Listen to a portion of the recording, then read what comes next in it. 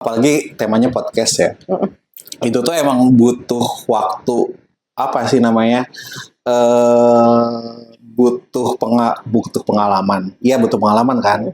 Butuh, kita harus mencoba, terus kita mengevaluasi hasil yang udah kita buat gitu. Jadi ya harus sabar-sabar deh.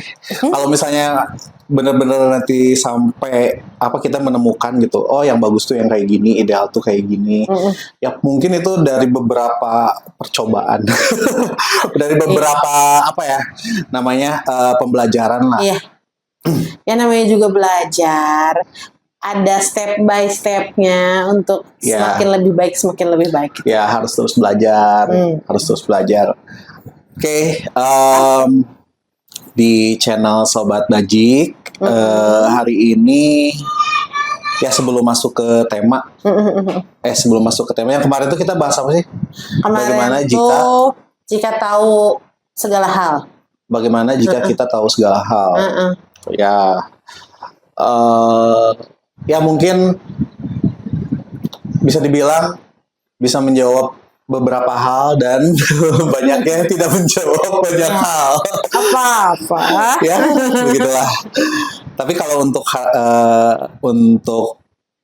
hari ini kita sebelum masuk ke obrolan. Sebelum masuk ke obrolan, mungkin kayaknya Abah punya ide deh. Apa tuh? Ide, jadi gini. Untuk di channel Sobat Bajik ini, gimana kalau misalnya kita mengajak sih sebenarnya lebih, iya mah. Jadi audiens penonton. Ya kita mengajak penonton, terus kita mulai dari diri kita juga. Abah punya ide mah. Apa? Jadi gimana kalau misalnya di kolom komentar tuh kita isi doa. Jadi kita isi doa di kolom komentarnya. Jadi ya nanti setelah setelah menonton video, hikmah apa yang bisa kita ambil gitu kan, pelajaran apa yang bisa kita ambil. Nah nanti kita refleksikan dengan doa. Jadi ya mudah-mudahan yang kita sampaikan positif, terus nanti yang outputnya juga dari penonton, dari sobat-sobat Bajik positif juga gitu. Amin. Jadi intinya mah menebar kebajikan ya lewat doa. Menebar kebajikan. Ya yang paling konkret. Iya, betul. Yang paling konkret, yang paling simpel tuh berdoa sih. Iya sih. Kebajikan yang paling simpel tuh berdoa. Nah, mudah-mudahan kita bisa berjalan lah. Jadi nanti setiap konten di channel Bajik, semuanya tuh komentarnya tuh tentang doa. Amin. Insya Allah ya. Namanya doa kan ketika kita mendoakan hal baik, entah itu untuk orang lain gitu ya, untuk siapapun, itu secara tidak langsung kembali lagi doanya tuh untuk diri kita sendiri juga sih. Biasanya. Ya, akan kembali yang baik, akan kembali baik ke diri kita. Nah, cuma itu emang harus dilatih sih. Iya sih. Biasanya itu butuh pembiasaan. Apa-apa. Jadi segala sesuatu hal kalau kita tuh pengen kehidupan kita baik, kehidupan kita beruntung. Keberuntungan itu pasti selalu dimulai dengan kebaikan. Tapi kebaikannya bukan kebaikan yang kita ngelakuin sekali-kali. Itu tuh harus ada proses pembiasaan. Jadi kayak menabur banyak kebaikan. Untuk nantinya kita bisa menuai juga banyak kebaikan. Nah, nanti kita baru bisa ngerasain, oh ini keberuntungan. Sebenarnya bukan keberuntungan sih, itu impact dari apa yang kita lakukan gitu kan. Kebiasaan baik yang kita lakukan. Nah, jadi kalau kalau misalnya doa tuh kan itu hubungannya sama Tuhan juga. Ya, betul. Apalagi untuk kita yang berkeyakinan ya sama Tuhan, kita meminta kebaikan kepada Tuhan untuk untuk kebaikan orang lain, untuk kebaikan diri kita sendiri. Iya, betul. Nah, seperti itu. Setuju ya? Setuju lah. Nah, gimana kalau misalnya pakai format lah biar enak? Iya bener, biar seragam gitu, biar kelihatannya teh bagus aja gitu. Estetik. Estetik. Ya biar energinya tuh Sama. seirama, Mm-mm. lebih harmonis juga kan kelihatannya. Jadi setiap doa boleh nanti dikomentari, boleh di-reply dengan doa juga atau bisa di-reply dengan amin. Kan itu waduh itu saling apa ya namanya? Saling aksi reaksi yang positif gitu. Iya, betul. Nah, untuk formatnya Kayak gimana tuh? yang enak tuh ya diawali dengan salam. Ya salam kalau misalnya salam ya salam menurut keyakinan Sesuaikan masing-masing. ya. Sesuaikan dengan keyakinan masing-masing. Nanti di bawahnya boleh pakai salam @sobat bajik. Bajik. Biar semuanya seragam gitu kan. Ya karena kita semua sobat bajik sih. Iya. Ya mudah-mudahan itu jadi doa juga sih. Iya, jadi sahabat dari kebaikan gitu ya. Ya itu tujuannya kita bikin channel sobat bajik tuh biar kita apa ya namanya mendoakan orang lain agar menjadi bajik dan itu juga mudah-mudahan jadi doa feedback ke kita supaya kita nantinya mudah-mudahan Tuhan memberikan kebajikan juga, memberikan apa sih namanya memberikan banyak insight, memberikan banyak pencerahan, memberikan banyak hidayah supaya kita kedepannya bisa lebih bajik, bisa lebih baik lagi. Jadi intinya mah ya mudah-mudahan kehidupan kita itu selalu disertai dengan kebajikan-kebajikan. Kebajikan-kebajikan. Iya. Kebaikan-kebaikan. Kebaikan-kebaikan. Nah, lawannya dari baik itu apa? Buruk. Buruk. Kalau buruk tuh bagus. Baik. Bagus, buruk. Kebaikan, kejahatan mungkin kali ya. Ya, kalau baik tuh lawan katanya jahat. Jahat. Nah, kayaknya ini cocok deh buat kita bahas sekarang. Jahat? Jahat. Kejahatan. Kita ngebahas tentang kejahatan. Ngebahas kejahatan. Oh iya. Jadi, kira-kira apa pertanyaan yang sesuai nih biar obrolan kita tuh jadi bisa positif nanti endingnya gimana? Menurut Mama? Pertanyaannya yang sesuai. Oh iya, bisa nih. Bagaimana ya jika kita berandai-andai, bagaimana jika di dunia ini tuh tidak ada kejahatan? Bagaimana jika di dunia ini tidak ada kejahatan? Wah, luar biasa ya. Sobat Bajik boleh jawab deh. Bagaimana jika di dunia ini tidak ada kejahatan? Ini pertanyaan yang gimana ya? Abang minum dulu deh. Boleh.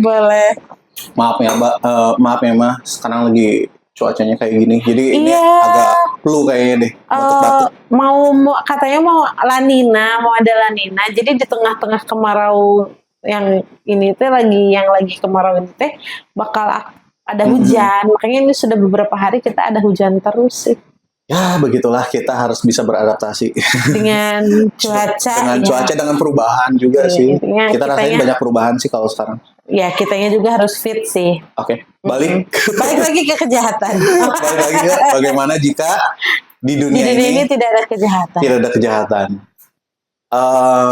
Abah coba menjawab ya. Gimana? Tapi sebelum Abah jawab, kayaknya kita masuk dulu deh ke pengertian atau pemahaman lah, jangan pengertian. Pemahaman kita terhadap kejahatan itu apa sih? Gitu.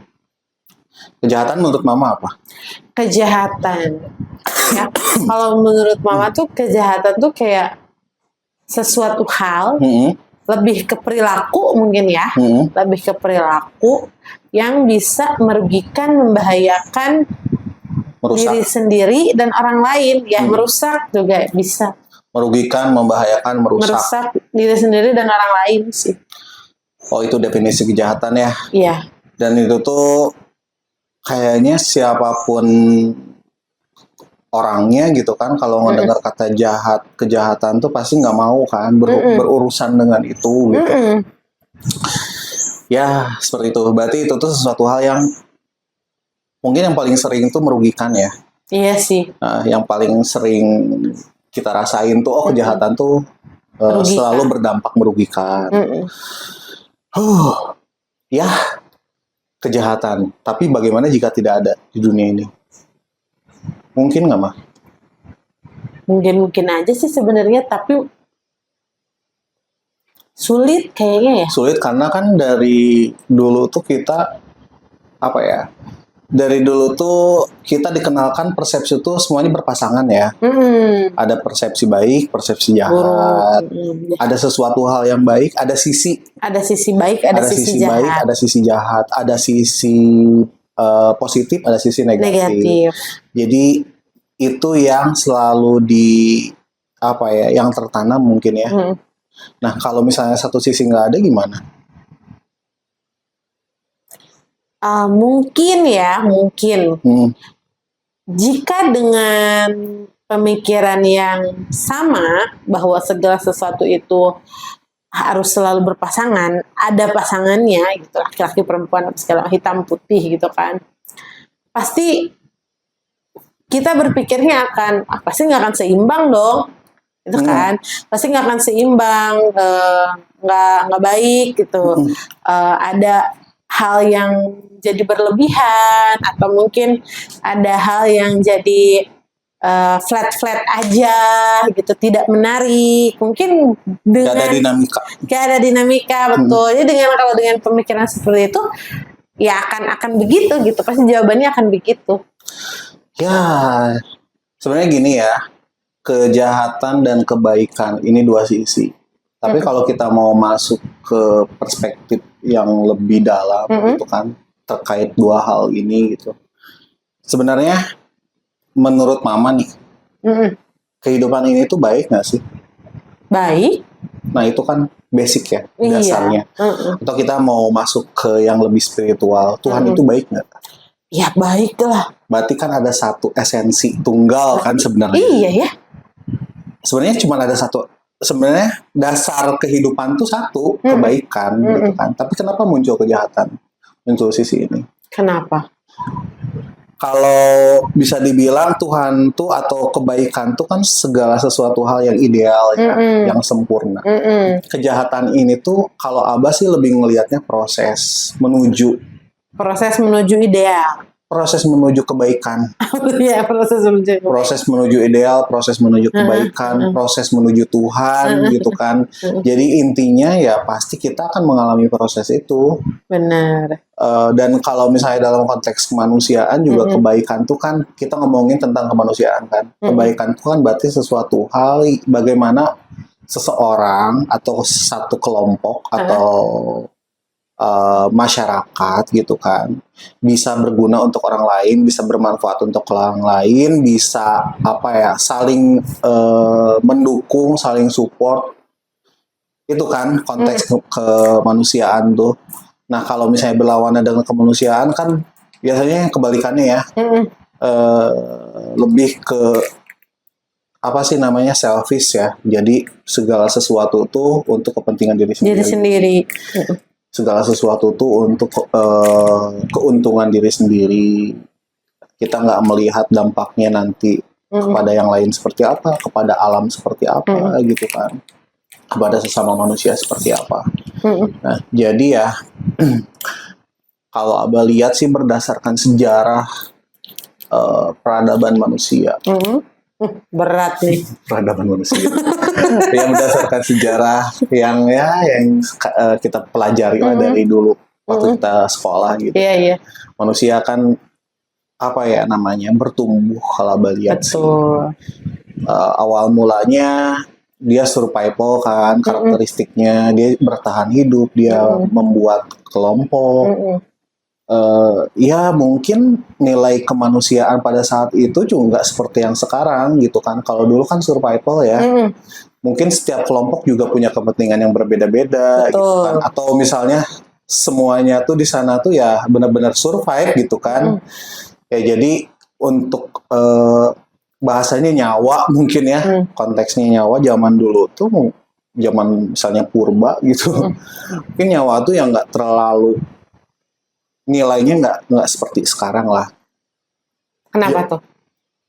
Ya itu karena dari cara berpikir ya. Mm-mm. Manusia zaman purba kan hanya survival, gimana caranya dia tuh di Bertahan. alam tuh bisa bertahan hidup gitu kan. Dia bisa Makan. apa ya namanya? Dia bisa bertahan hidup dirinya kalau misalnya yang kelompok dia berkelompok dia dan kelompoknya bisa bertahan. Mm-mm. Hanya sebatas itu. Tapi kan berkembang. Jangankan kita ngomongin yang dulu banget ya, Mm-mm. purba gitu. Kita ngomongin yang Sekarang bukan sekarang sih, masih beberapa belakangan gitu. tahun ke belakang. Beberapa ratus, beberapa ribu mungkin mah. Dulu tuh masih nyawa tuh segala persoalan tuh masih diselesaikan dengan perang. Oh iya, betul.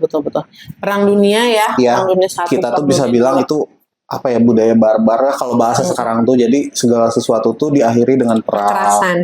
dengan kekerasan, kehilangan nyawa. Itu tuh apa ya, hal yang biasa gitu, hal yang lumrah. Terus yang baru-baru ini aja, yang baru-baru ini berarti kan masih belum jauh lah, masih 100 tahun ke belakang mungkin. Kita pernah ada tragedi yang luar biasa, apa ya namanya, luar biasa besar juga sih untuk sejarah kita. Kita kan pernah ada Perang Dunia Pertama dan Perang Dunia Kedua. Itu bayangin mah, untuk genosida, untuk apa ya namanya, perang untuk mengorbankan nyawa ratusan ribu. Terus ngelihat pembantaian, kalau misalnya nanti mama atau misalnya sobat-sobat bajik di rumah lihat gitu dokumenter Perang Dunia 1, Perang Dunia 2 tuh, aduh, ngebantai manusia tuh udah serem ya, kayak udah biasa aja gitu. Apa ya? Ya gimana, kayak nembak hewan gitu, kayak nembak hewan untuk kita makan gitu. Jadi antara manusia dengan maksudnya makhluk yang lain tuh kayak nggak ada nilainya gitu, sama aja gitu kan, dibantai-bantai gitu kan. Isunya juga isu ras lah, isu segala macam, isu politiknya juga. Aduh, tapi ya itulah, manusia belajar dari situ. Betul. Manusia terus bertumbuh sampai akhirnya sekarang segala sesuatu tuh kan nggak terlalu perang banget ya, walaupun sekarang masih ada kan, masih ada aksi seperti itu gitu kan, masih ada hal seperti itu, dan itu juga dikecam sama masyarakat dunia kan. Banyak banget yang ngecam. Kita mengecam lah kalau misalnya ada hal-hal seperti itu, karena sekarang tuh udah bukan jalannya lagi menyelesaikan masalah dengan kekerasan. Menyelesaikan masalah tuh dengan mengorbankan nyawa. Itu yang rugi tuh banyak banget loh. Banyak banget. Yang ruginya banyak banget. Kita juga yang nonton rugi loh sebenarnya. Kenapa coba? Pernah ngerasa nggak sih kita kalau nonton itu tuh rugi banget? Kenapa? Ya rugi karena kita ngelihat manusia membantai sesamanya dan kita nggak bisa ngapa-ngapain. Iya. Itu rugi loh. Itu rugi banget. Maksudnya rugi itu, kok zaman sekarang masih ada ya? Masih ada yang kayak begitu. Nah, kita ya seperti itulah. Jadi kalau misalnya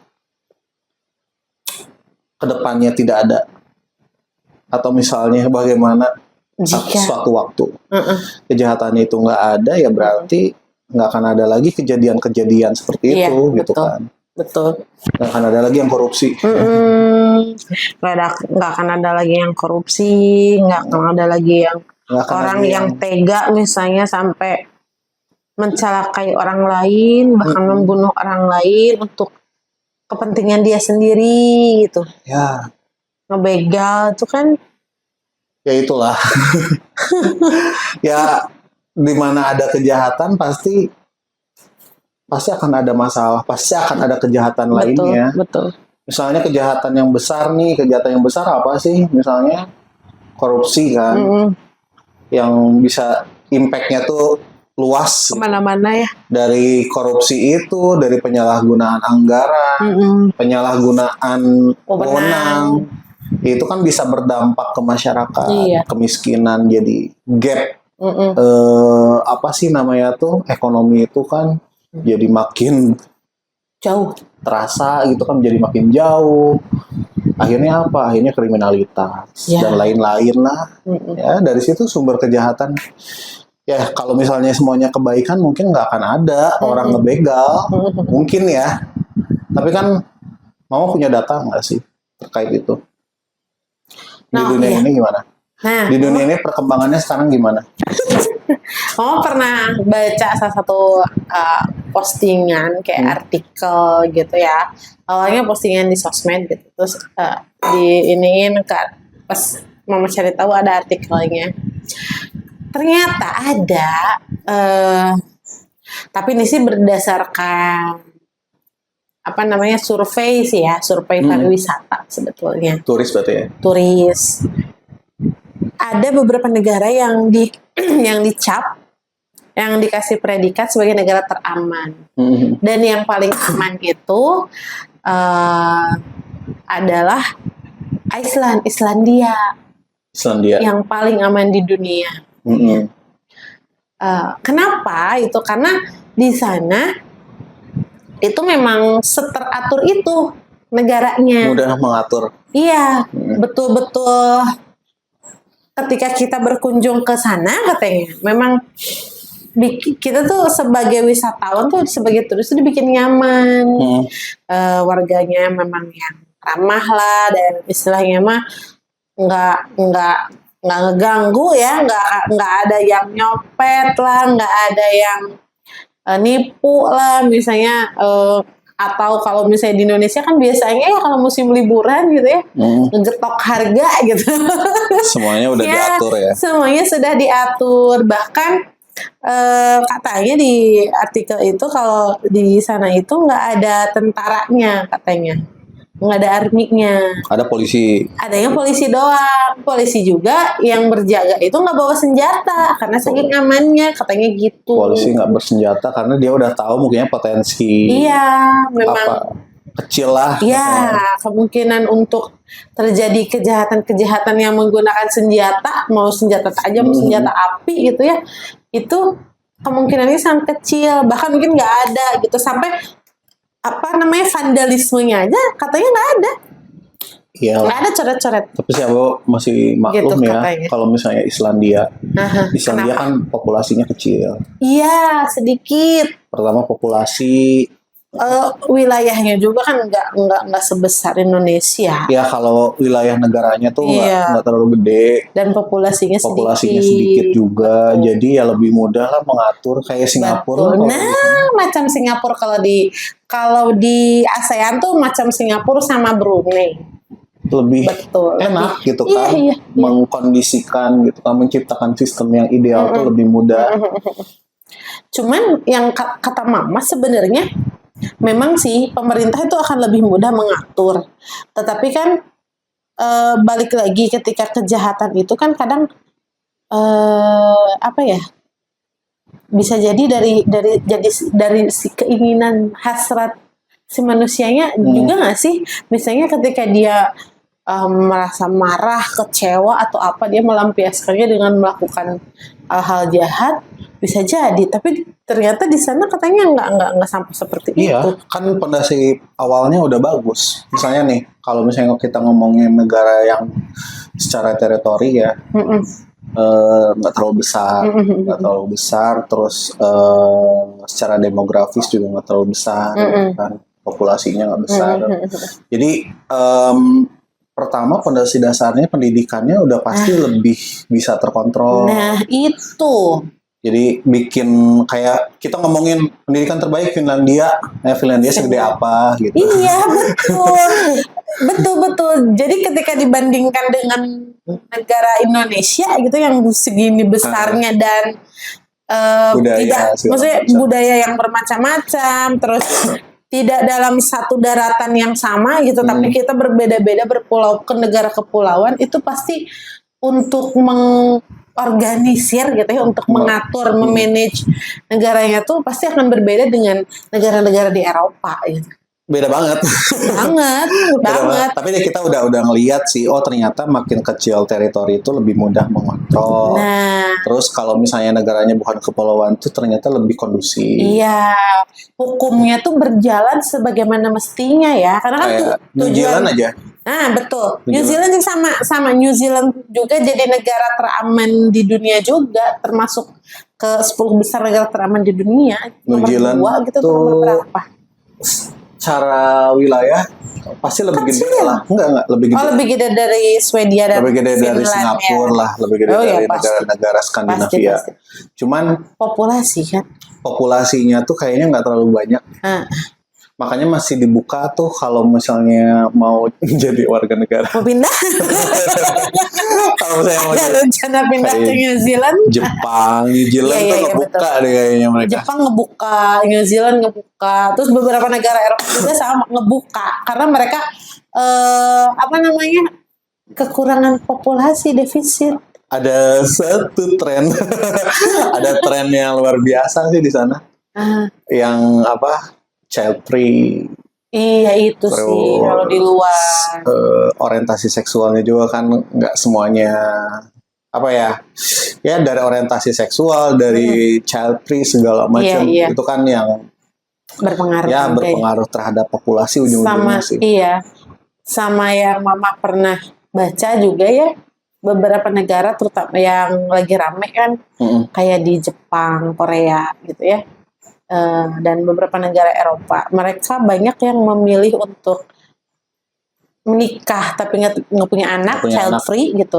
Ada juga yang bahkan memilih untuk tidak menikah. Iya, karena itu beban. Banyak. Ya, mereka Kalau Jepang, merasa pasangan dan anak itu Beban. adalah beban buat dia. Dia untuk memenuhi kebutuhan dirinya sendiri aja, dia harus bekerja keras karena beban hidup bukan beban hidup, apa ya, biaya hidup di sana tuh sangat tinggi ya gitu. itu. Kenapa dia harus mikirnya tuh, kenapa saya harus bertanggung jawab terhadap hidup orang lain gitu. Sementara untuk diri saya sendiri aja dia butuh effort yang begitu besar gitu.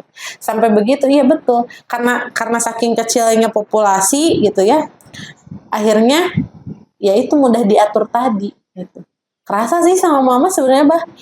Ekonomi sih, tapi aduh ya Allah gimana ya kalau ngomongin Jepang tuh ya itu sebenarnya sih kalau ngelihat warga negara kita gitu yang kerja di sana, wah, emang lumayan sih angkanya kalau lagi share kan tentang biaya hidup di sana. Ya, Emang lumayan kan? besar. Lumayan besar lah, apalagi kalau misalnya gaya hidupnya pengen lebih gitu kan. Ya, Nggak hanya sekedar bertahan hidup loh bahasanya. Iya. Nggak hanya sekedar makan gitu, tapi Iya, pengen jalan-jalan, pengen apa, ya pasti bakal yang dikeluarkan juga lebih besar gitu. betul. Tapi sih kalau Abah lihat, kalau itu jadi alasan juga kayaknya gimana gitu.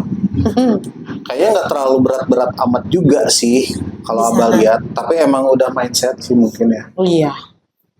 Mindsetnya yang ya emang ketika memilih untuk punya anak, ya entah apa ya beban yang dimaksud. Apakah emang benar-benar beban secara ekonomi atau misalnya beban secara psikologis?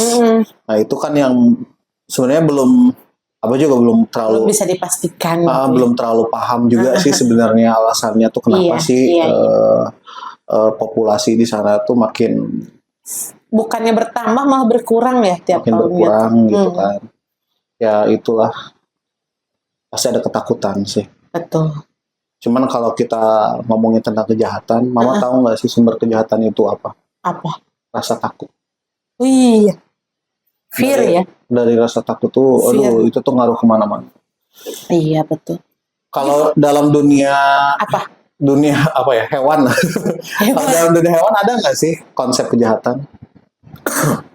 Nggak ada. Enggak sih. Manusia Hewan aja. tuh lebih ke bagaimana dia bertahan gitu kan. Naluri. Naluriah. Iya. Itu tuh konsep kejahatan tuh cuma ada di manusia aja sih. Kebaikan, kejahatan. Iya. Kalau di dunia perhewanan gitu kan, yang ada tuh bertahan hidup. Iya. Naluri. Cuman kita harus belajar juga sih dari hewan. Kenapa sih hewan tuh bisa begitu selfish bahasanya tuh. Bisa sangat egois lah kalau bahasa manusia kan. Bisa sangat egois banget gitu kan. Ya nggak, apa ya namanya, ngelihat sesuatu hal masuk ke teritorinya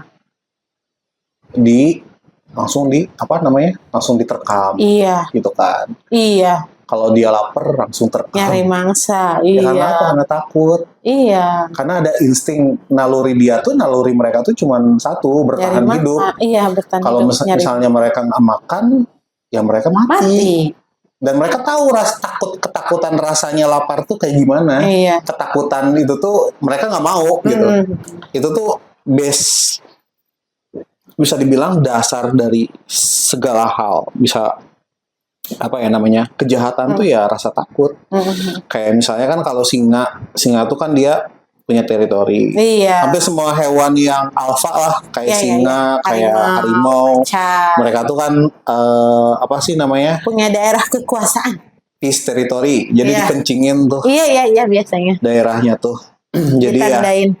ditandai daerah kekuasaannya supaya apa? Supaya mereka bisa survive sebenarnya. Iya, biar hewan lain tuh kan nggak bisa seenaknya masuk ke daerah teritori dia kan. Kalau misalnya ada yang masuk, Ya dimakan. insting mereka apa? Insting Diburu. mereka, kalau misalnya ada yang masuk ke wilayahnya mereka, itu Ya, tuh mereka instingnya buru. mereka tuh, mereka takut itu Iya. bisa membahayakan. Iya, makanya mereka akan diburu sama dia gitu, dimakan. Disitulah hukum alam berlaku yang kuat. Rimba. Yang kuat, yang bertahan gitu. Makanan lah. Iya. Ya, tapi kita jadi belajar, oh ternyata dari rasa takut tuh muncul hal-hal yang bisa bersifat tadi kan, selfish, egois. Kalau manusia apa sih? Takut apa coba? Takut miskin. Takut miskin, takut mati, takut sakit. Takut miskin, takut miskin. nggak bisa mengikuti gaya hidup. Iya. Yang paling sering sekarang tuh takut ketinggalan tren. Takut ketinggalan, takut nggak bisa jadi orang lain, Iya. takut nggak bahagia. Iya. Standar kebahagiaan tuh apa yang kita lihat sehari-hari di Iya. media sosial. Betul. Oh ternyata Yang terjadi kebahagiaan sekarang. tuh harus banyak duit ya. Iya. Oh takut banyak duit, kalau nggak banyak duit, oh berarti aku Nggak nggak akan bisa bahagia. Iya itu. Nah itu kan walaupun nggak semua, abang nggak bilang semua orang kayak gitu, tapi bisa dibilang hampir rata-rata kita gitu kan, takut nggak Betul. punya duit. Dong. Iya dong. Iya takut nggak punya duit kan. Iya. Betul. Tapi itu tuh rasa takut. Iya. Ada nggak sih yang nggak punya rasa takut? Nggak punya duit? Ada. Kalau duitnya udah kebanyakan. Ada. Kalau duitnya udah banyak, dia nggak akan ngerasa takut duitnya berkurang. Matematikanya udah, oh iya oke. Udah beda. Matematikanya udah, aku udah santai. Iya betul. 7 turunan. Aman gitu ya. 7 turunan udah santai. Jadi udah sekarang menikmati hidup. Gitu. Nah itu. Ya itulah, rasa takut. Orang-orang yang kayak gitu nih, saya dari mama, orang-orang kayak gitu yang udah punya pikiran, hidup saya udah aman, udah 7 turunan gitu kan kayak gitu. Ada potensi melakukan kejahatan ya sebenarnya. Masih. Untuk apa? Katanya udah aman. Itu ada will to power, kehendak untuk berkuasa itu. Jadi ya balik lagi, nggak ada puasnya ujung-ujungnya. Iya sih. Ketika udah di step A pengen ke step B gitu kali ya. Mungkin udah di step A pengen A plus. Karena ngelihat kayaknya masih ada yang lain. Iya. Orang yang paling kaya sedunia aja ya, yang nomor 1 itu masih tuh nyari duit. Itu gantian loh mah. Itu gantian, nggak selalu orang itu. Iya sih benar. Paling kan Bill Gates yang 10 besar itu aja kayaknya muter-muter di situ. Mereka berkompetisi. Iya betul. Jadi apa ya, greedy lah, rakus. Nggak akan. Benar. Tapi kalau misalnya makan tuh kan serakus-rakusnya kita ada kenyangnya. Iya. Tapi kalau emosional, kalau secara mental. Hawa nafsu kalau di kita. Nafsu. Lapar secara emosional, lapar secara mental, lapar secara psikologis itu tuh nggak akan ada habisnya. Nggak akan bisa terpuaskan. Kalau lapar biologis misalnya, kayaknya bisa selesai. Makan kenyang udah selesai. Iya. Tapi kalau yang lain, secara psikologis itu emosional itu pasti akan ada terus gitu, nagih lagi. Misalnya udah dikasih sesuap, nagih kurang, minta sepiring, bahkan kurang, minta yang positif sebakul juga, gitu. yang positif misalnya. hal yang positif. Benar. Ya bahasa apa ya, bahasa kerennya gitu ya, iri dalam kebaikan gitu. Iya, Pokoknya iya, iya. positif aja gitu, yang hal-hal positif aja kontribusi misalnya. Ya. Aduh, udah berusaha berkontribusi tapi ngelihat ada orang berkontribusi lebih, nagih. Pengen. Oh, kayaknya harus bisa lebih dari ini deh. Ya, walaupun itu dalam konteks iri dalam kebaikan, tapi ya di situ kan ada rasa takut. Dari rasa takut ini kan muncul, ya nanti pasti ada anasir-anasir jahat lah. Nanti walaupun cuma dari awalnya niatnya mungkin nggak ada, gitu. tapi pas karena diawali dengan itu, karena diawali oleh rasa takut, takut ya takut segala hal lah. Iya. Banyak hal yang bikin kita takut dan akhirnya ya itu. Kalau yang misalnya seperti yang korups apa sih? Yang korupsi apa coba? Ketakutan mereka apa? Takut miskin. Sebenarnya kalau Abah lihat sih background orang yang korupsi itu mereka udah orang kaya, orang pinter biasanya. Orang kaya. Iya. Secara ekonomi udah nggak miskin. Cuman ya balik lagi gaya hidup. Iya. Takut kan nggak bisa ngikutin. Iya itu. Jadi nafsu. Jadi ini yang mau melihat gitu ya, mau melihat sih, Bah. Ketika kita udah taruhlah diukurin sama uang ya. Ketika income bulanannya di 1 juta misal, nggak mungkin dong dia akan setiap minggu taruhlah beli kopi ke Starbucks gitu. Mungkin kan. Nah, berbeda dengan yang income-nya udah sebulan tuh udah 10 juta, 100 juta, bahkan 1 miliar.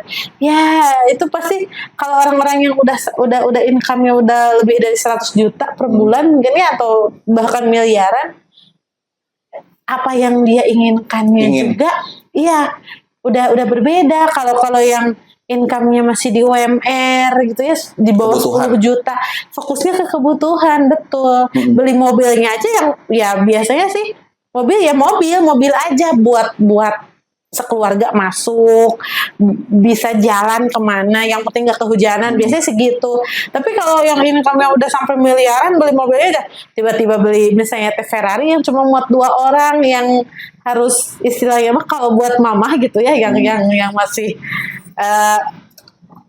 orientasinya masih ke kebutuhan gitu ya, ngelihat orang beli mobil sport gitu ya, Ferrari atau motor sport yang BMW, Harley segala macam gitu ya, itu udah mahal.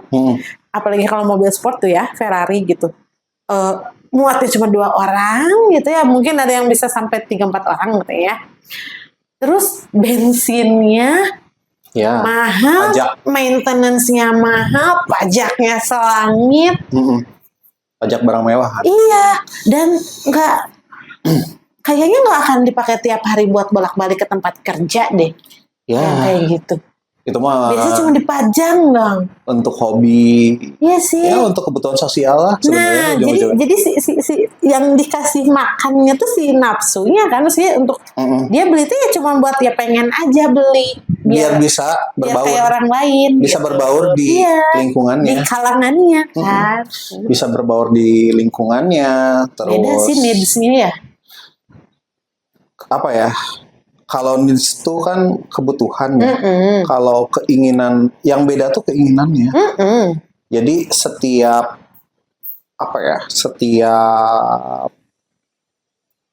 mungkin level atau gradasi gitu. Setiap gradasi makin kita kaya gitu. Secara finansial, keinginannya juga makin banyak. Nah, tapi kebutuhannya tuh sama loh sebenarnya.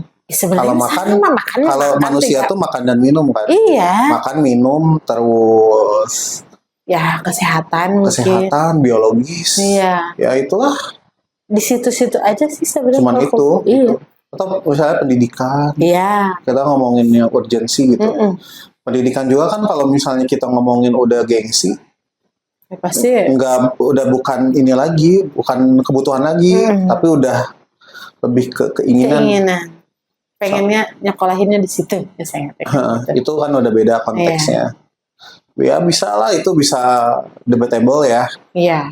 Aku nguliahin anak misalnya di luar, emang di situ kan biar anaknya expert di hal itu. Ya itu kan bisa jadi bisa masih kita bisa bilang kategorikan kebutuhan juga sih.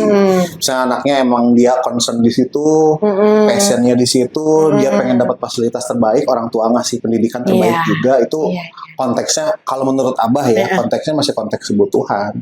Iya, kebutuhan itu anak. apa? Tapi kalau misalnya udah ngomongin gengsi, nah itu beda lagi. itu udah cerita. Bukan kebutuhan. Beda cerita. Nah ngomongin gengsi keinginan. Sebenarnya bisa nggak sih balik lagi ke kejahatan tadi gitu ya? Kejahatan itu bisa niat jahat gitu ya, bisa muncul karena keinginan atau gengsi yang tidak terpenuhi. Yep. Bisa aja kan? Bisa. Kayak yang paling sering ada di media sekarang tuh kan sebenarnya kejahatan jalanan ya. Kejahatan jalanan apa sih mereka ininya gitu kan? Dreamnya apa sih? Dreamnya kok nggak akan sebanyak orang-orang yang duitnya miliaran sebenarnya. Paling apa? Pengen motor bagus. Ya motor bagus menurut mereka kan beda ya. Ya maksudnya mereka pengen punya kendaraan impiannya, mereka pengen punya HP yang bagus, seperti ya teman-temannya. Enggak, teman-teman sih kalau Abah, kalau sekarang tuh jadi segala sesuatu tuh diukurnya. Misalnya ngelihat apa ya, seleb lah bahasanya. Selebgram, influencer katanya. Influencer atau seleb, maksudnya orang-orang yang mereka sering ikutin gitu di media sosial. Ya mereka bakal punya dreamnya ke sana. Pakai HP, kalau keren tuh pakai HP ini ya. Aduh kalau misalnya keren tuh pakai kendaraan ini gitu kan. Ya hope-nya paling di situ. Tapi kan karena secara finansial mereka nggak mampu, akhirnya apa? Akhirnya itu muncul lah kejahatan-kejahatan. Atau yang paling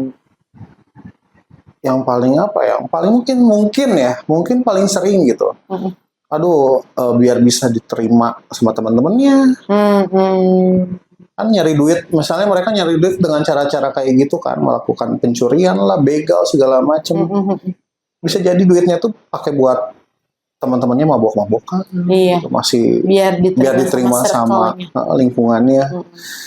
Ya, banyak hal sih yang tapi ujung muaranya apa sih? Muaranya ya karena ekspektasinya makin tinggi, sementara kemampuannya nggak bertambah. Iya, segitu-gitu aja. Akhirnya jalan pintas. Nah, kejahatan tuh biasanya itu.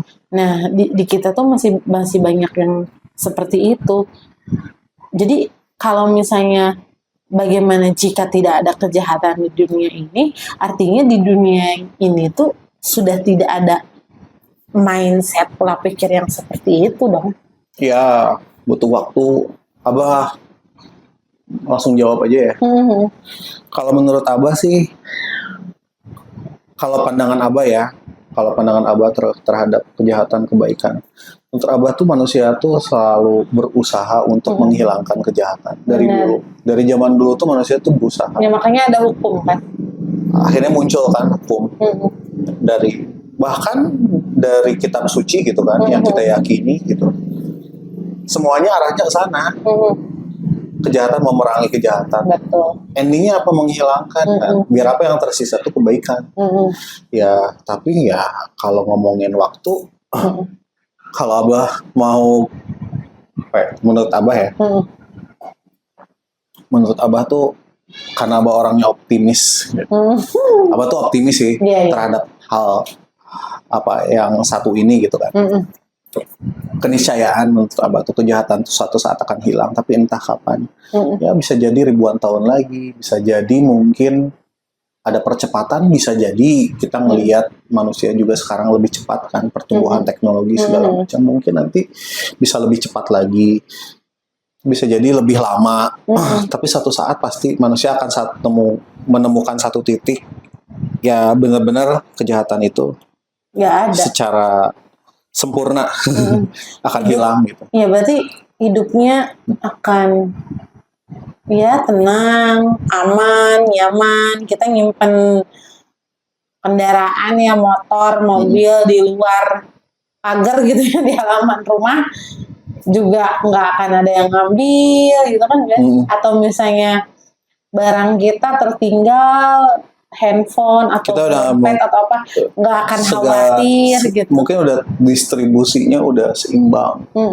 Gap apa ya, dalam segala hal gitu ya, gap sosial, gap ekonomi, semuanya apa sih namanya, kesenjangan. Kesenjangannya juga udah mulai tipis mungkin. Ya nanti nggak akan ada lagi. Secara ekonomi udah stabil semuanya. Betul. Secara sosial semuanya juga udah punya konsep yang sama. Secara mungkin ide tentang kemanusiaannya juga udah sama.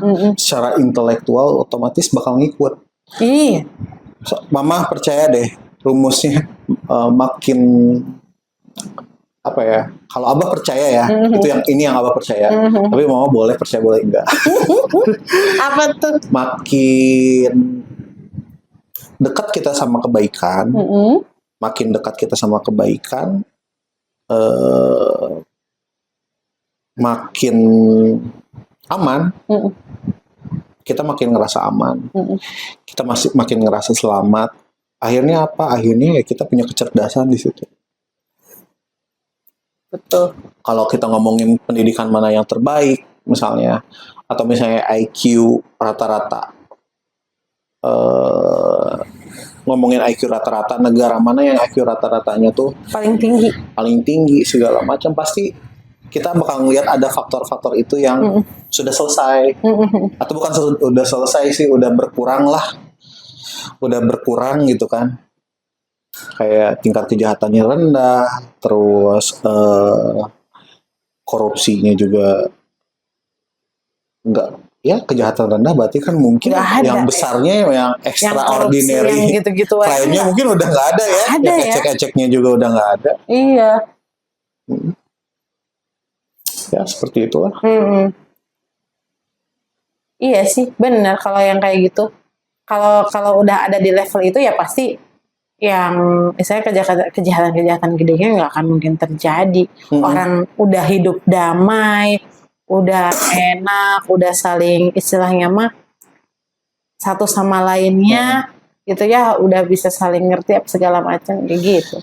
Ya yang jadi PR-nya kan kalau gimana caranya nih yang satu apa ya, kalau kita ngomongin wilayah kekuasaan yang besar gitu kayak di Indonesia gitu 250 juta jiwa. Wah, gimana? Kurang lebih. PR buat kita semua sih sebenarnya. Bukan cuma buat pemerintah. Nggak mau apa ya, kayak muluk-muluk juga sih. Butuh waktu ujung-ujungnya. Pasti butuh waktu. Butuh waktu untuk kita tuh sampai ke yang ideal gitu kan. Jadi ada waktunya gitu. Semuanya tuh bisa terwujud gitu. Nilai-nilai kebaikan segala macam yang diimpikan gitu kan sama semua manusia sih sebenarnya. Betul. Bukan cuma orang Indonesia, semuanya juga pengen sejahtera. Pengen sejahtera, pengen hidup nyaman, enak, bahagia, aman gitu kan.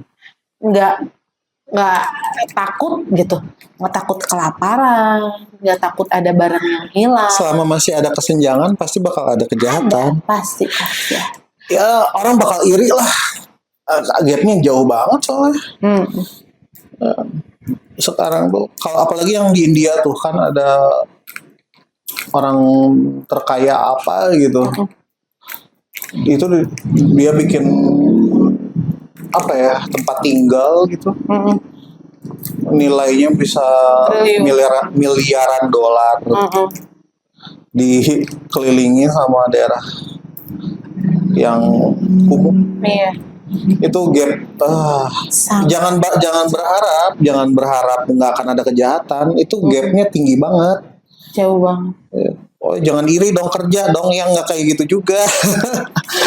Ya karena apa ya? Karena dunianya nggak adil buat mereka. betul. dunianya nggak adil buat mereka, ya mereka bakal cari cara untuk mengejar, karena udah ada dreamnya. Bayangin loh, mah di satu tempat, misalnya di satu tempat yang apa, kayak kalau kita analogiin gitu, lumpur gitu kan, kotoran segala macam, tiba-tiba di tengah ada telur emas, atau misalnya ada permata gitu, ada berlian. Gimana itu bakal jadi dreamnya Iya, di sana, yang di sekeliling di itu. sekelilingnya. Iya, iya. Mau nggak mau. Betul. Jadi bukan berarti wah jangan iri dong, kerja dong biar bisa kayak gitu. Nah, gitu. Ya nggak semudah itu juga. Nggak di situ sih jawabannya. Bukan di situ, tapi ya gimana caranya negara bisa mengatur, Ya. otoritas bisa mengatur supaya apa? Supaya kesenjangan itu nggak terlalu Nggak besar, terlalu tinggi. nggak terlalu tinggi. Ya di luar kenapa bisa aman? Gapnya udah nggak jauh-jauh. Iya benar. Nggak ada orang yang kaya banget, nggak ada. Orang yang miskin banget nggak ada. Di situ jadi udah stabil tuh. Tapi banyak homeless juga ada. Ya ada homeless. Tapi kayaknya di Islandia kecil deh kemungkinan orang bisa homeless. Kalau di Amerika ya homeless banyak. Banyak. Amerika kan beda sama Indonesia. Beda-beda. Negara-negara bagian sama aja. Sama sih. Itu luas, gede banget. Daratan yang besar sekali. Daratan besar itu. Walaupun bukan negara kepulauan, tapi itu negara-negara bagian. Dan itu repot banget ngaturnya. Yes, sih. Populasinya juga banyak. Populasi yang sedikit kan. Ya begitulah kalau berurusan dengan teritori yang besar dan populasi populasi yang besar juga. Populasi yang banyak ya. Itulah, itu tantangan sih. Kalau misalnya ada yang pengen jadi apa namanya, pengen jadi orang, pengen jadi pemimpin gitu di negara itu, ya tantangannya ya luar biasa. Banget. Ya begitulah. Ya intinya. Tapi satu saat pasti bisa sih kalau Abang. Bisa. Nah, kalau nggak ada kejahatan, bagaimana jika nggak ada kejahatan? Berarti kan semuanya stabil ya? Stabil, aman, berarti udah nggak ada rasa takut, tentram, bahagia. Hah? Udah nggak ada rasa takut lagi? Iya, nggak ada.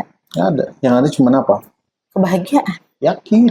Keyakinan bahwa yakin nggak akan apa-apa gitu kan? Yakin bahwa kehidupan ini baik-baik aja. Baik, kehidupan ini tuh membawa kebahagiaan. Benar. Sebenarnya itu tuh udah, aduh gimana ya Abang bilangnya, itu tuh ada sih.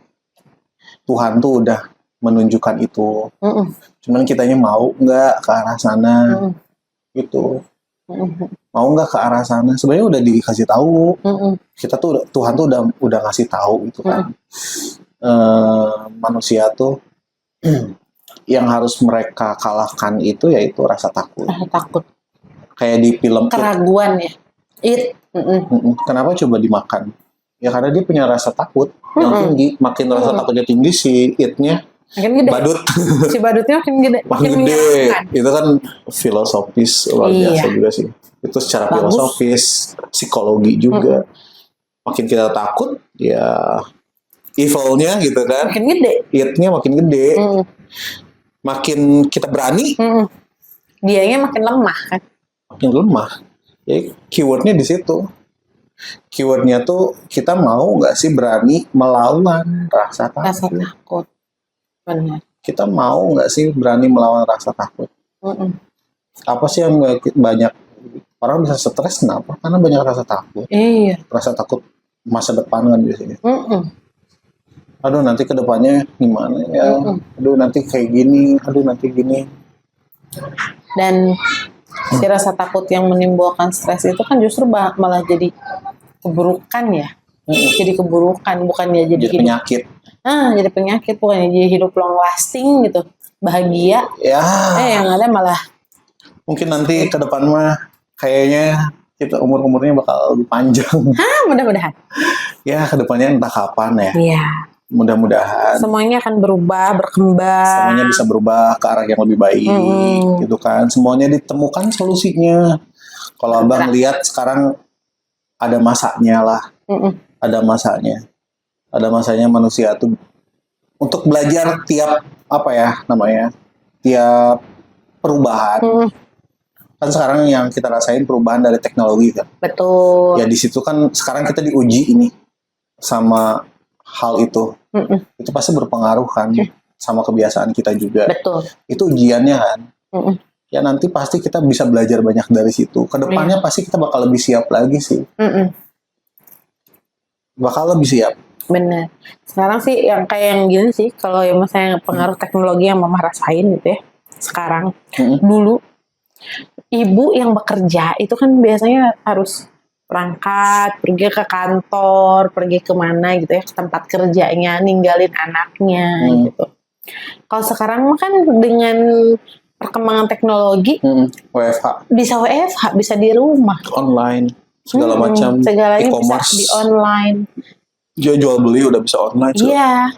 Toko juga tokonya udah virtual juga. Iya, sekarang mah udah lebih banyak. Lebih banyak toko online daripada toko fisik gitu. Soalnya kan kalau yang online mereka bisa stok barangnya di rumahnya aja kan, misalnya tinggal nyediain satu ruangan gitu kan. Kalau yang toko offline gitu, yang toko gitu, ini kan harus nyewa, biaya sewa apa segala macem gitu. Itu beda pasti. Sekarang segalanya berubah, hidup jadi lebih banyak dipermudah sih kalau sekarang. Ya sekarang banyak hal yang memudahkan, tapi banyak hal juga yang perlu kita pelajari, perbaiki. Ya dievaluasi terus lah. Manusia tuh makhluk yang cerdas kok. Iya. Abah lihatnya manusia makhluk yang cerdas. Kita nggak akan berakhir menyedihkan. Seperti yang diramalkan. Sorry ya, mungkin ada banyak yang punya keyakinan yang berbeda ya, terhadap masa depan. Tapi ya menurut abang nggak akan semenyedihkan itu gitu manusia. Tidak akan semenyeramkan. Endingnya nggak akan seterpuruk itu. Pasti akan lebih baik, pasti akan belajar.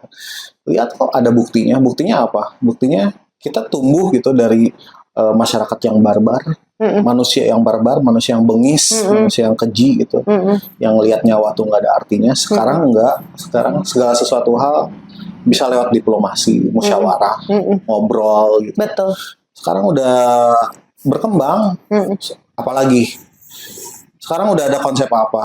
Ramah alam segala macam. Ini bukan sesuatu hal yang maju, tapi ini sesuatu hal yang maju. Cuman kitanya aja yang kurang bersyukur, ngelihat manusia tuh kayak mundur terus. Padahal enggak, kita terus maju. Cuman ya itu, setiap zaman ada tantangannya. Setiap zaman ada ujiannya. Betul. Dan tugas manusia apa? Nyari solving kan, nyari solusi. Tantangan zaman solusinya apa? Tantangan zaman sekarang solusinya apa? Dan nanti kedepannya juga pasti ada masalah. Karena apa? Karena ya nggak akan pernah selesai. Berkembang. Ya, bayangin kalau nggak ada masalah. Kayaknya nggak akan ada tujuan lagi kan? Betul. Sementara apa yang kita tuju coba? Mama, pernah mikir nggak sih yang kita tuju apa? Kebahagiaan. Kebahagiaan. Ya kebahagiaan. Maksudnya yang kita tuju tuh sebenarnya sesuatu hal yang nggak ada ujungnya. Iya. Kalau dalam keyakinan misalnya kita tuju apa? Tuhan. Tuhan tuh nggak ada batasnya. Betul. Atau kita ngelihat yang real aja gitu kan, yang konkret gitu. Alam semesta ini juga nggak ada ujungnya, nggak ada batasnya. Tujuan itu ya setiap karena tempat tinggal kita juga nggak terbatas, tempat kita manusia tinggal juga nggak terbatas, potensi pikiran kita juga nggak terbatas, ya pasti akan selalu ada tujuan, nggak akan ada titik akhir. Betul. Nggak akan ada titik akhir untuk manusia ya. Iya. Kalau untuk manusia mungkin secara secara keseluruhan gitu. Tapi kalau untuk secara personal kan ada akhirnya meninggal. Iya. Manusia punya sejarahnya sendiri gitu. Tapi kalau misalnya untuk secara keseluruhan, kayaknya manusia akan berusaha untuk survive, berusaha untuk lebih baik lagi, berkembang. Betul. Gak akan ada ujungnya. Jadi bagaimana jika di dunia ini tidak ada kejahatan? Yaitu kehidupan akan jauh lebih baik, kehidupan akan jauh lebih tentram, kehidupan akan lebih menyenangkan, manusia bakal lebih punya tujuan, dan tujuan itu menyenangkan juga sih. terus apalagi akan lebih kreatif, Mm-mm. pikiran kita akan lebih terbuka. Benar.